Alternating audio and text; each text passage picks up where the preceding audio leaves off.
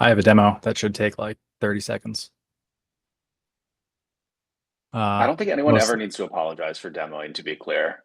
Like everyone wants. I'm not apologizing. I'm just If giving you a heads if up. you guys had Quick. 5 hours of demos, I'm gonna be on the call for 5 hours.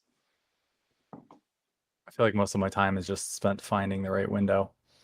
Okay, so I built a thing on top of the dynamic schemas work that Conrad did back in the day. So my portion of this is pretty simple and easy. And this might be the first demo I've given that's not DBT. So ignore that these are DBT. That's just the demo data I have to work with. Basically, dynamic schemas can now work with databases and catalogs.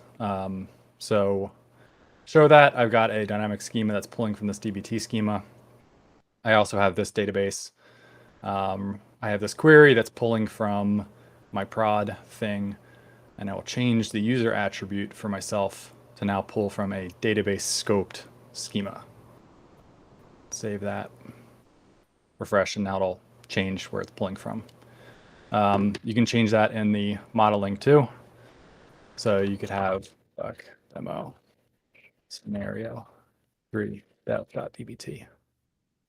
And you can't really see it, but it just changed the schema that it's pulling from. That's it. It's Woohoo! actually really cool. Like you mentioned, I built the dynamic schemas early on for a use case, which is like so customers embedding and they isolate their customers' data, from each other by creating separate schemas. Well, it's probably very common that they actually want to isolate by creating separate databases. And so this is awesome that we got this in as well. So thanks for taking that the next mile, Buck. Got it.